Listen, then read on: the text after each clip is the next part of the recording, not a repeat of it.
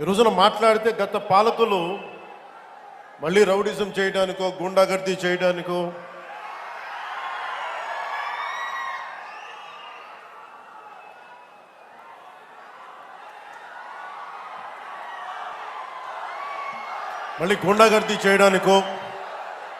Rowdyism చేయడానికో అలాంటి భావన మళ్ళీ ఉంది. మీకు తెలుసు కదా, రౌడిజానికి గుండాలకి గుండాగర్దీలకి బయటపడితే మన రాజకీయాల్లోకి వస్తాం. కేసులు పెడతాం, వస్తే 29లో మేము అంతు చూస్తామంటే మీరు రావాలి కదా.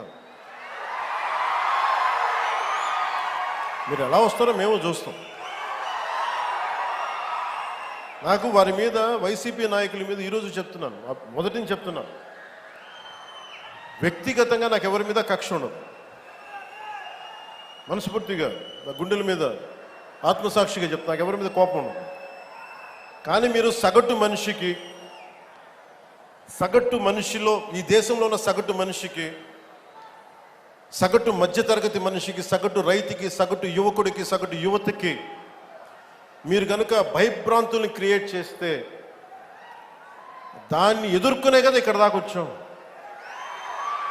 మీకు 151 సీట్లు వచ్చినప్పుడు కదా, నేను 2 చోట్ల ఓడిపోయినప్పుడు కదా మేము ఎదుర్కొని బలంగా నిలబడింది. అంటే గుండెల్లో ఎంత దమ్ము ఉండాలి,